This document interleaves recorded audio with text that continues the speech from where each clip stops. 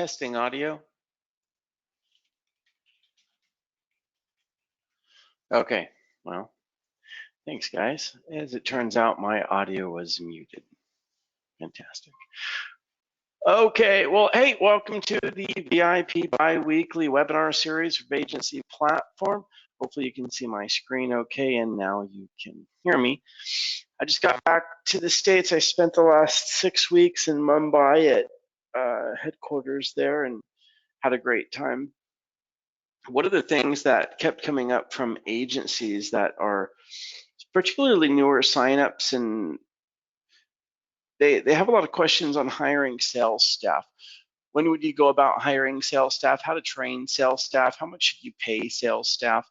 Commission models, that would be optional for sales staff, and that whole subject matter. So I thought we would chat a bit about that today, not only hiring sales staff, when to do so, should you do so, if you do, what should you pay, should you or should you not use a commission model, and that sort of thing. So if that sounds like a good topic matter, let me know. Otherwise, I can go in a different route, but that's the plan of topic for today. With that being said, have any of you ever hired sales staff to help you sell digital marketing, whether it's web design or SEO or reputation or social media, paid advertising? It doesn't matter what it is. Is there anyone on the webinar that has any experience hiring staff to sell digital marketing? Most marketing agencies will try to strong arm the sales process. Usually, let's say if there's an owner or partners that own a marketing agency, usually the first 2 to 3 employees are in project management and account management, and the owners continue the sales process. That's usually what happens. I think, whether it's appropriate for you to start hiring right away in sales or not has a lot to do with your background in being able to hire and get sales staff to perform. I think it also has to do with your ability to handle sales on your own accord. One of the things that I see agencies do is to come in, particularly marketing agency startups or smaller marketing agencies, and oftentimes the owners of the agency are more comfortable with project management. They're more comfortable with account management. They got into marketing and started a marketing agency because they love marketing. They love the challenge. They love the chess game. They read up on all the marketing news and buy the latest software and enjoy creating the services, et cetera, et cetera. However, sometimes the personality profile that loves the practicing end of marketing is not necessarily the best personality profile for sales.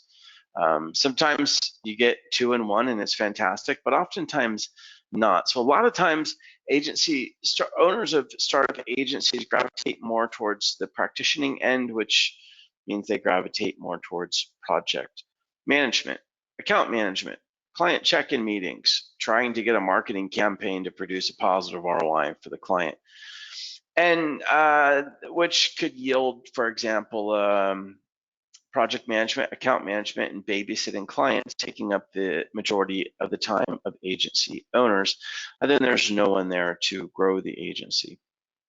That rings any bells to anyone? Give me a shout out. I assume I'm preaching to the choir.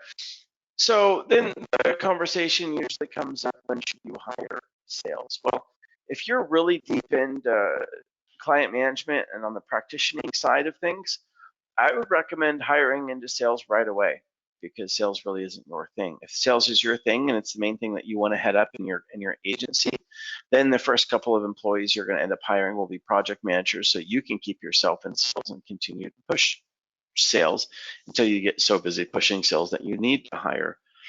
So normally it's going to either be you're too busy project managing and you need to hire project managers so you can get back into sales, or that you need to hire sales staff. In the event that, let's say that you would want to hire sales staff, the first thing that comes up with people is, how much should you be paying your sales staff?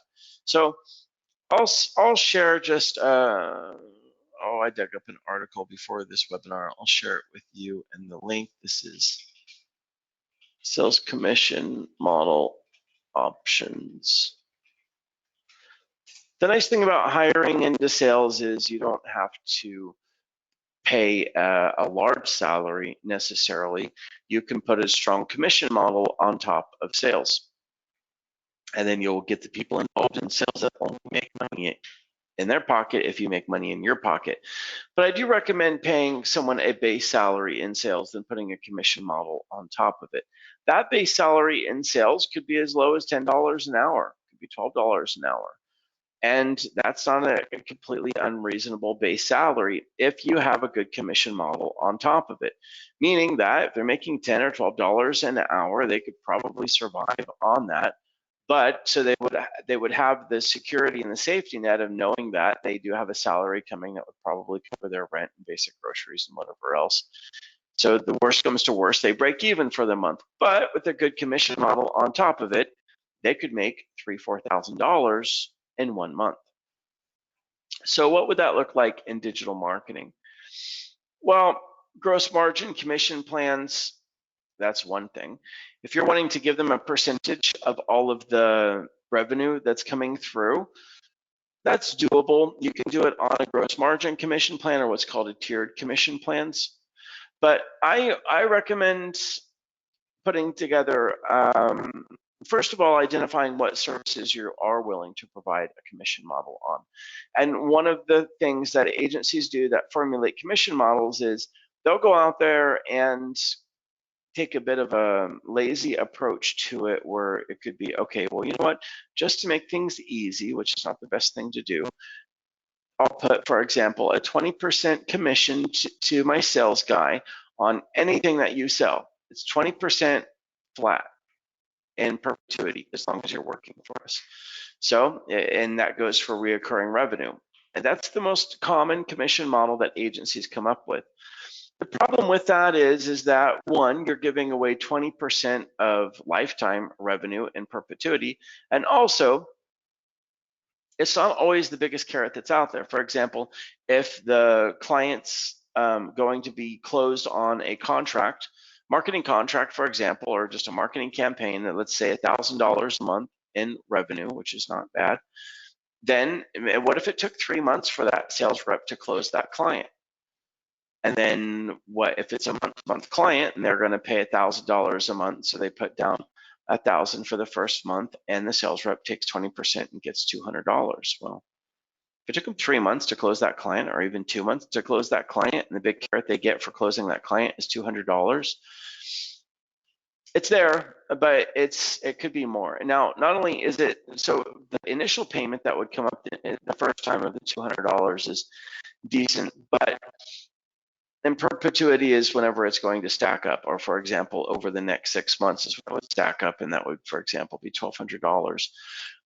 However, oftentimes sales reps are more motivated by a larger upfront payment, and if you can get it to where you're not paying a commission on reoccurring revenue, that is what I'm going to recommend to everybody.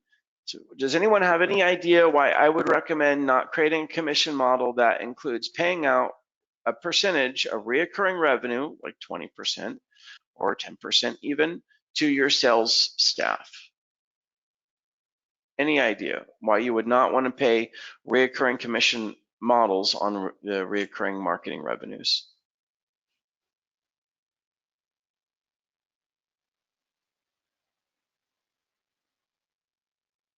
Nobody? Okay, well, put it this way.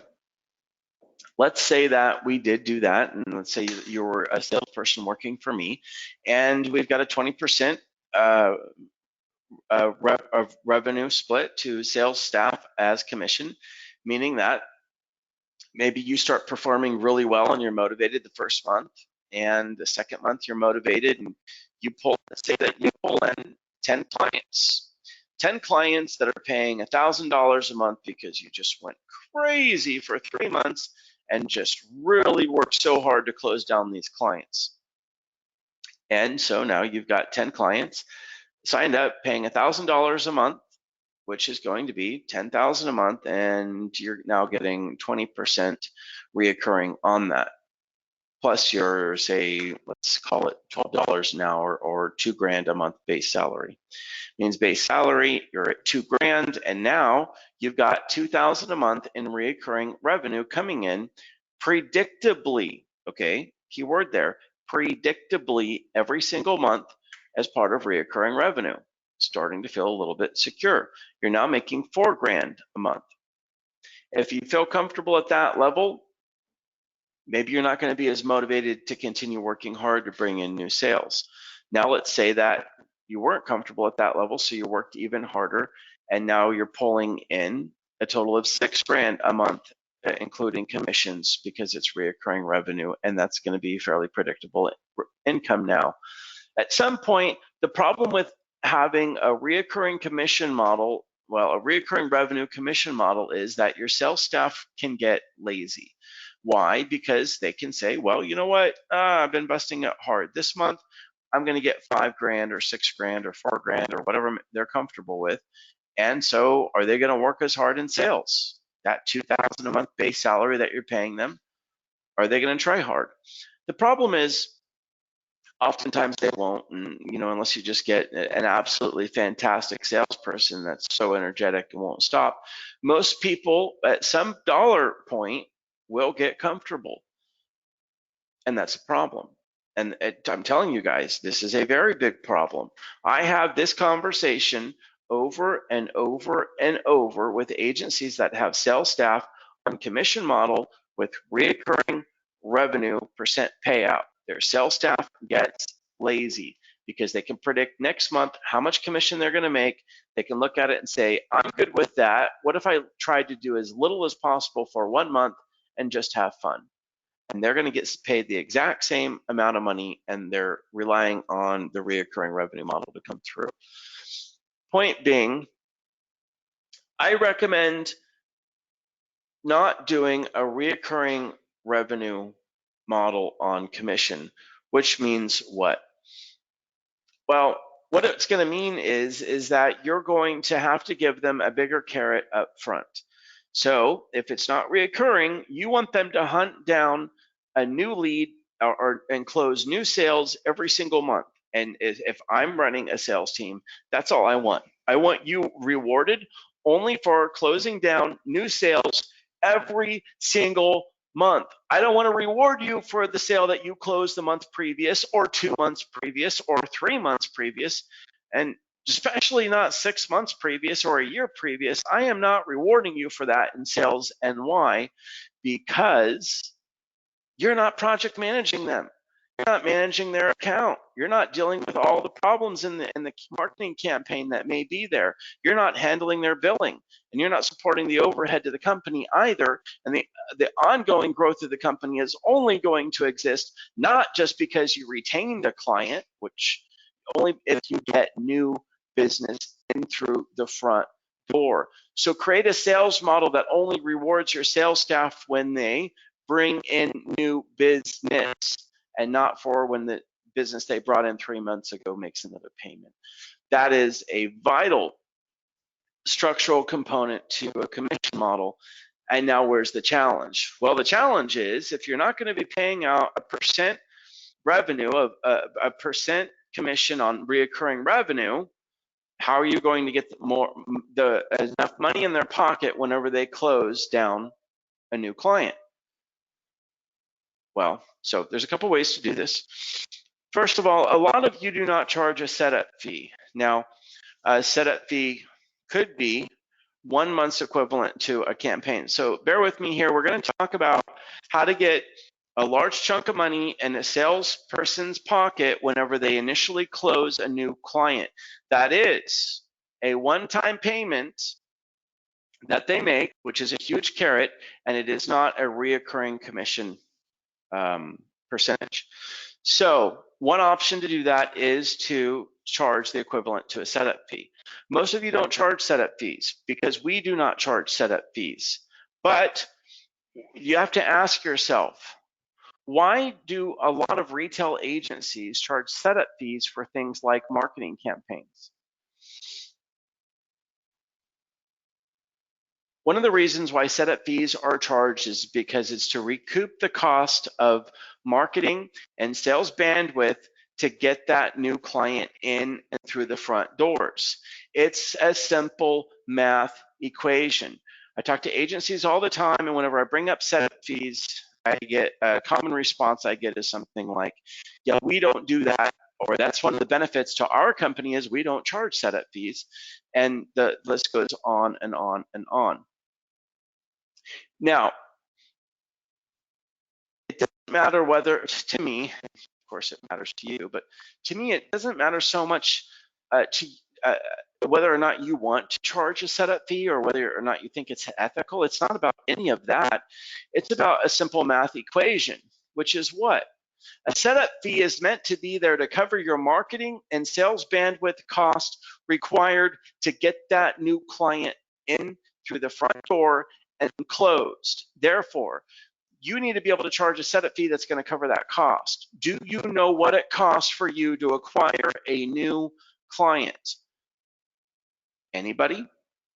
Does anybody calculate the cost that it takes you to acquire a new client? Very few people do, and here's why.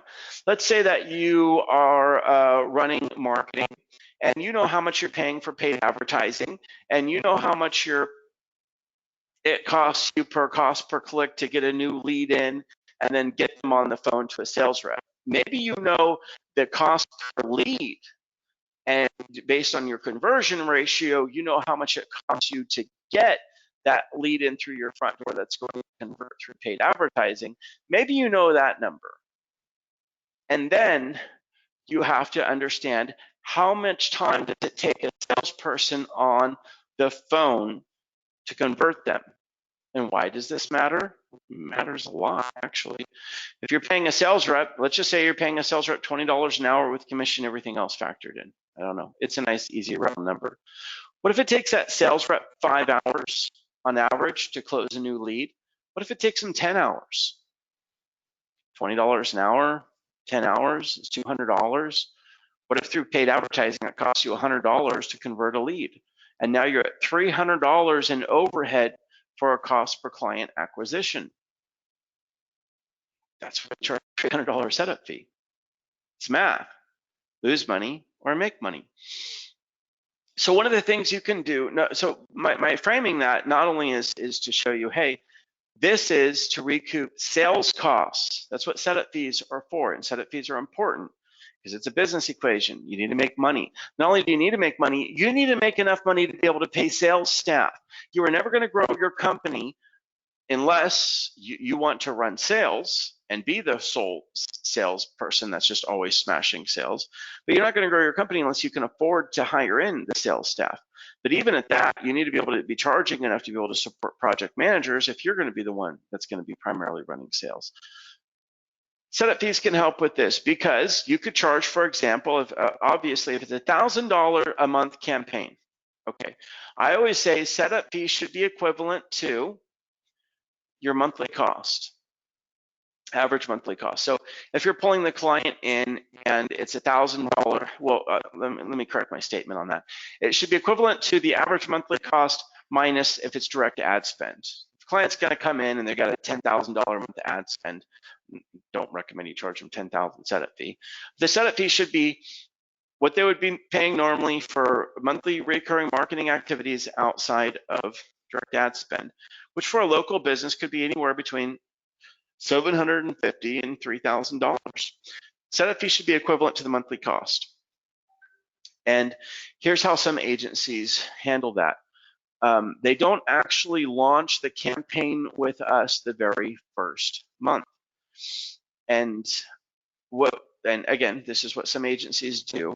What they will do is they'll take that first month literally to set up the client, to bring them in, get them set up on the dashboard, and then get them intaken through the intake forms. And they'll take the first month, or maybe the first 2 weeks even, just to intake them. And that's the setup process. And through that, they're charging a full monthly rate.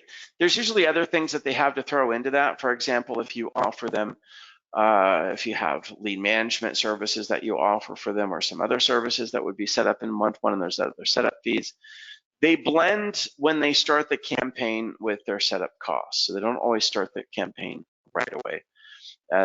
They don't usually wait an entire month either. So there's some wiggle room in there, but then there's obviously just transparently charging the client the setup fee. And then the salesperson can have the option of waiving that setup fee during the negotiation of the contract with the client. So for example, maybe if the client's willing to sign into a 6-month contract or make a 6-month commitment or pay 6 months up front, then maybe the setup fee could be waived or cut in half. And then in that situation, if the client will pay 6 months up front or whatnot, or maybe even a year, then you can take a percentage of that total, if the salesperson can cut it, and give that over to the salesperson because you're getting a one-time payment. In either scenario, through the setup fee or the client paying a one-time payment up front for the campaign, or even signing to a contract for a longer period of time, you can cut out a larger commission, one-time commission payout for that salesperson to cut it. So it's either going to be the client made a contracted agreement to pay monthly for 6 months or 1 year or whatever it is, and you take a percentage of that one time out, or it's the setup fee or the entire setup fee or the combination of one of the three.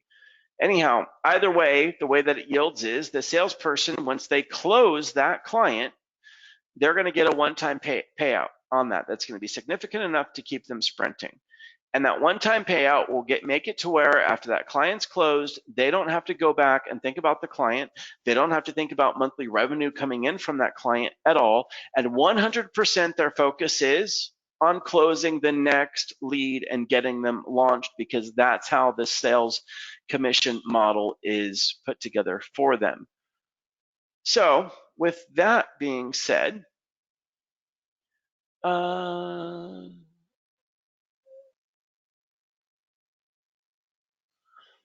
webinars are always recorded. With that being said, where should you look to hire sales staff? Well, there's all the normal places, right? Monster.com. You can find people through LinkedIn. You can also network in your local community through meetup.com to meet other entrepreneurs or just other people that are interested in getting started. But before I talk about how to find the right salespeople, there is one thing that I do want to mention. And if any of you are willing to give a shout out, how many of you on the webinar right now consider yourselves to be in a startup phase? And by that startup phase, definitely you're doing less than 100,000 a year in revenue. You probably have no employees, or if you do, maybe you have a couple of VAs, and your agency is less than 2 years old. If you either one, you consider yourself to be in a startup phase, or two, you've had your agency for quite some time, but every single year you fail to meet your sales goals. You fail to grow your agency. You feel like you're always slipping backwards, or you take 3 steps forwards, and by the end of the year, somehow you took 3 steps back. And maybe 2 years later, you look at your company and you'd say, God, I thought it'd be so big by now. I'm doing the same thing, struggling with the same amount of clients as I was before. This is common. For agencies that have a hard time continually growing, that you can pinpoint it to, you know what? You can say, okay, well, you've got a good vendor or vendors. Technologies are not hard these days. And you can pinpoint it to, you know what? I've got a sales problem. And you just can't get past it. Maybe because when you get into sales, your project management falls apart because you're not in project management.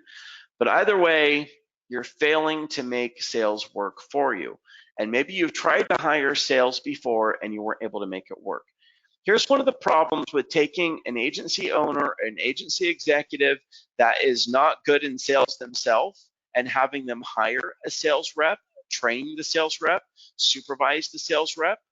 What's the problem with that? Well, if the agency owner or executive is not good in sales in the first place, why would they be good at hiring someone in sales or training someone in sales or knowing what does work and does not work in sales. You understand what I'm saying? So most oftentimes for the agency owners or executives that are trying to hire sales staff because you're not good at sales and you fail, it's to be expected, because if you can't do sales good yourself and dial it in and get an ROI in sales by yourself predictively, then how are you going to train someone else to do it? And don't think that you're going to hire in sales staff and have them take over the whole sales model, know what they should sell, know how much they should charge for it, know what kind of a commission model they need, know exactly how they should close clients, know how they should go and get new leads. Don't expect to go out there and hire a sales rep to be able to do that. You need to be able to hire one, know how to train them, know how to supervise them, and be able to troubleshoot and figure out what's wrong if they're not performing. And if you can't do that, you have a very big problem on your hands, which is why I'm coming to my next point. If you're a startup or you've been struggling going in circles for several years, one of the options that you have is the ability to bring someone in, most likely at a partner level in your company, that would run sales. Now look at it this way. What if you could grow your company 3 times as fast by giving away 40% of your equity? Now, you probably don't like exactly what came out of my mouth whatsoever, but again, this is not for everybody. But what I'm saying is, and this is thinking more on a bigger business level, if you gave up 40% of the equity in your company, which is not giving up power, and that's just an arbitrary number, 49% or less, but what if you gave up 40% of your equity? You still have full power in your company, you have majority shareholder, and you were able to bring in someone at a partner level that would be willing to commit all of their time to the business and see their entire future in it. And what if they had a strong sales background? What if they came from sales? What if their life was growing companies? And that's all that they did. And that's all that they want to do. And that's all that they've ever wanted to do. Sales, sales, sales. There is a different type of work ethic and trust level that you can get if you get the right person that's at a partner level, at an equity level in a company, growing it from a sales standpoint, as opposed to your top salesperson just being on a commission model that's just being paid in carrots every single month. And as soon as you take away the big carrots in front of them, they're gone. You see what I'm saying? So what I want to encourage for those of you that are startups that are not good in sales, or you've had nightmares trying to hire and train sales in the past, or you're not a startup, but your company keeps going in these circles of non-growth, not accomplishing your goals year after year, I want you to really take some time and think about if you shouldn't look for bringing someone into your company at an agile basis at an equity level. Because giving away 40% of equity is absolutely nothing if it can speed up the growth of your company by 2 to 3 times per year. And what ends up happening is that a lot of agencies year after year maybe only grow in revenue by 10%, and they fluctuate. But if you have someone that you brought on at even a partner level that's just going to do nothing but push on sales full time, well, if you double the size of your company each year, it's a no-brainer on whether or not it's worthwhile to give away some equity and bring someone in at a partner level. And I think that a lot of people that haven't been involved in bigger business or dealt with partners before, it can be very scary, especially when you have a small business, to think about giving away equity. And maybe you don't know about how the legalities work, or how that paperwork would go down, or how you go about meeting someone at that level. But I can promise you, if it's done the right way, the paperwork's easy. You retain full control as you would right now, as long as you're more than 51 or 50% shares. And it's actually really easy. But what you could get out of it is someone at a partner level that would push nonstop on sales while you can focus on product, performance of product, quality of product, project management, account management, client retention, the latest softwares and technologies, and have a partner at an equity level that would do nothing but smash on sales. And then if you needed to hire sales after that, this person should have a sales training background. They should be able to build that out. So there, I'll get off my speech on that one. That's important for me to put out there, though. Not everyone can hire sales, train sales, and have it be successful. And if you can't and you're still struggling in your business, I highly recommend you look at bringing in someone at a partner level with a sales background. You do the marketing side, they do the sales side. Okay, moving forward. Sales recruiters, how to hire top sales people. Let me share this link. This was a great link. And then we're going to talk about some industry insider secrets on where to find people already trained.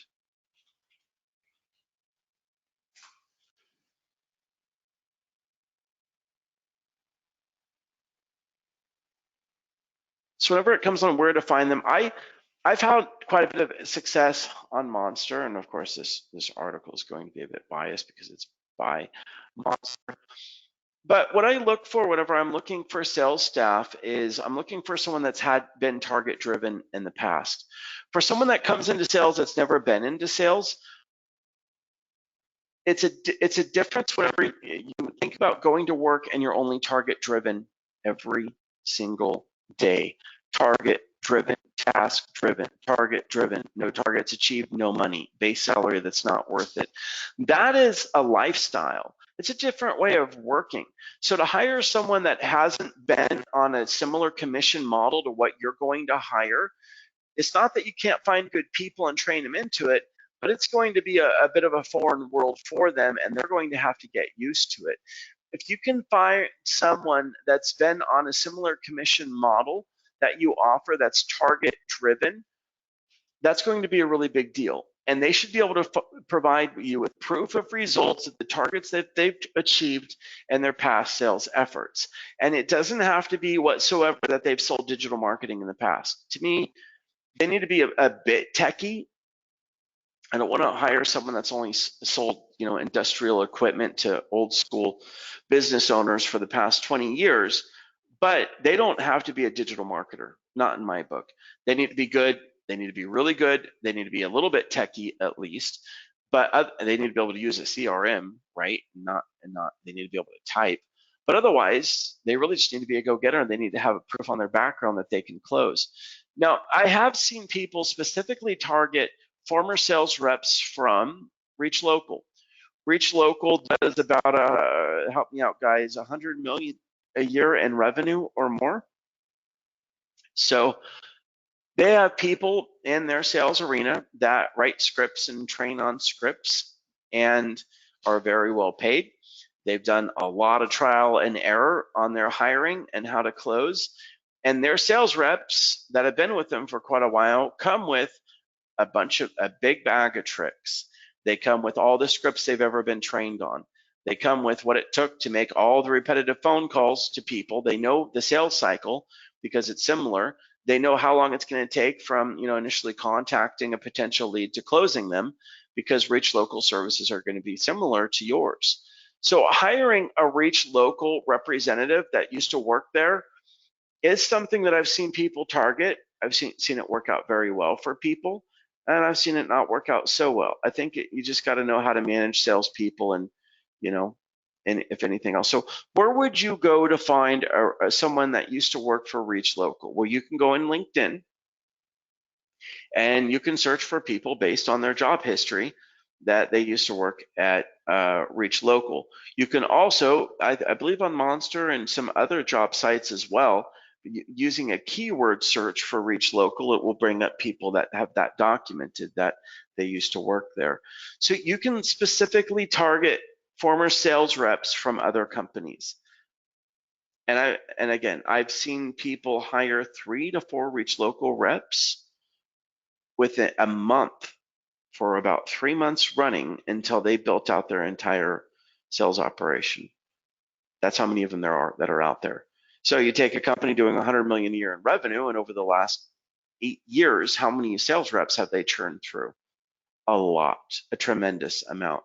And their training is really good. I used to speak with the former sales trainer of Reach Local, and they were phenomenal. I've seen their scripts, I've seen their training sequences, and it's intense. They're good, and they're closers, and they're the kind of closers that you want to get a hold of. So that's a tip that I have to throw out there if you want to look after someone that comes from Reach Local.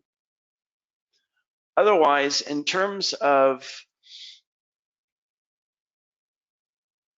sorry, it's a screen glitch. In terms of where else you would go to,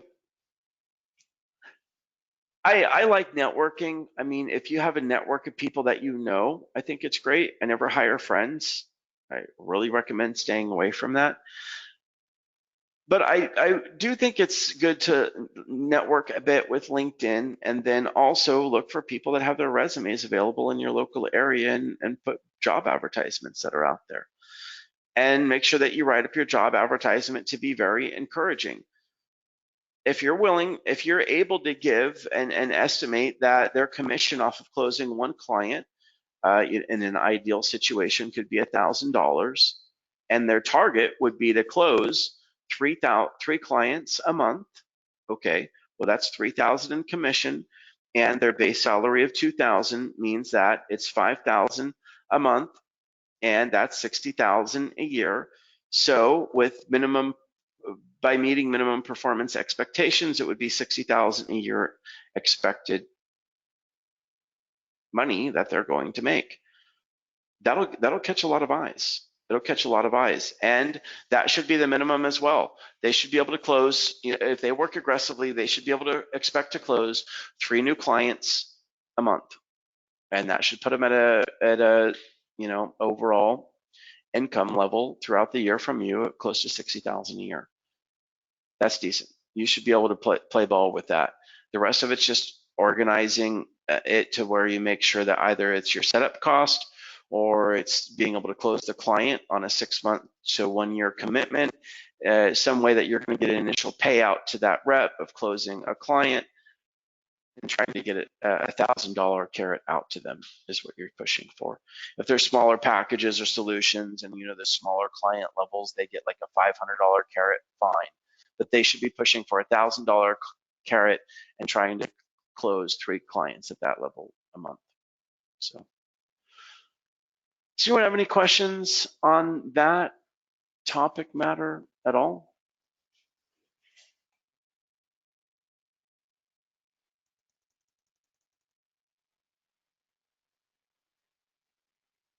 Okay, great. Well, I'll close down the webinar a bit early then. I want to keep it on topic. Next one will be in 2 weeks. Just kind of to foreshadow for you guys, we're gonna here in the not so distant future, probably within a month, start putting quite a bit more bandwidth into the bi-weekly webinars and organizing them, bringing in some guest speakers from time to time. You'll also see us start marketing them a lot more. For right now, we're playing a bit of catch up. I just got back from Mumbai. I was there for 6.5 weeks, so there's a tremendous amount going on that we'll be covering in the next couple of webinars to come from services. Some really exciting new services coming out, some dashboard changes coming out, and yeah, well, I can't say too much about it, but there's a tremendous amount of improvements coming with Agency Platform that I'm excited to bring to you guys' front door. So as always, if you're needing to connect with me outside of here, you can hit me at paul@ebrands.com. And also remember that you can hit up live chat inside the dashboard to get sales consulting. You can also go from pre-sales main navigation inside the dashboard, drop down to plan recommendation to submit an official request for custom quote for a client. And until then, best of luck with your agencies, everyone, and I'll see you again in 2 weeks, same place, same time. Take care.